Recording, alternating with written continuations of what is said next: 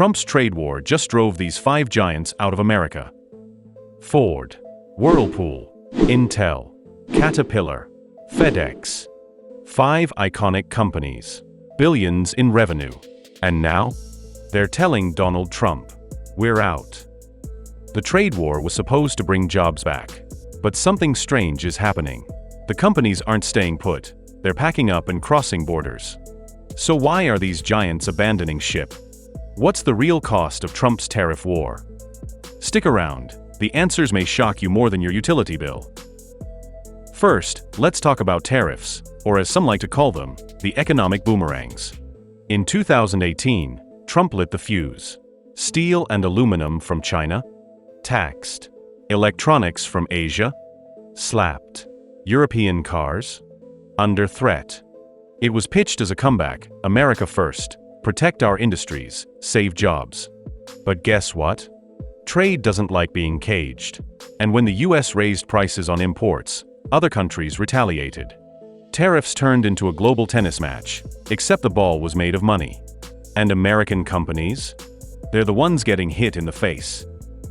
Let's start with the Motor City legend, Ford. They've been pumping American pride for over a century. But thanks to rising costs from tariffs on foreign auto parts and metals, Ford hit the brakes. The CEO said the company lost over $1 billion, yes, with a B, due to Trump's trade policy. Result? Massive layoffs. Production lines moved to Mexico and China.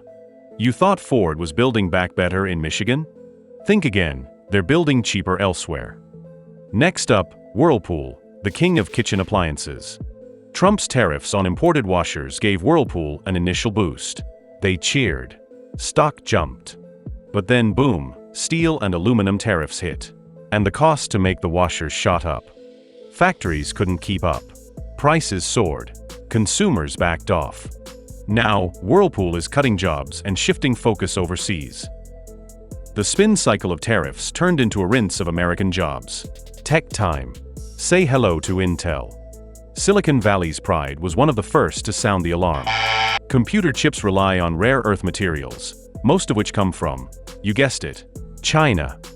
When those parts got slapped with tariffs, Intel's entire supply chain went from high-speed to gridlocked. Now they're expanding factories in Malaysia, Vietnam, and Ireland, not America. Turns out, when you tax the tech, innovation starts buffering. Let's dig into Caterpillar, the heavy equipment titan. You know those bulldozers and excavators that build America? They're expensive. Tariffs jacked up the price of imported steel, their lifeblood. Caterpillar warned of massive profit losses, cut forecasts, and began offshoring production. They're not quitting America, but they're sure not betting on it either. The cost of building just got too heavy, even for Caterpillar. Now let's talk FedEx, the company that moves the world. Trump's trade war didn't just hit factories. It hit everything in motion. FedEx's international shipping costs exploded. Chinese partners pulled out. Regulatory nightmares piled up.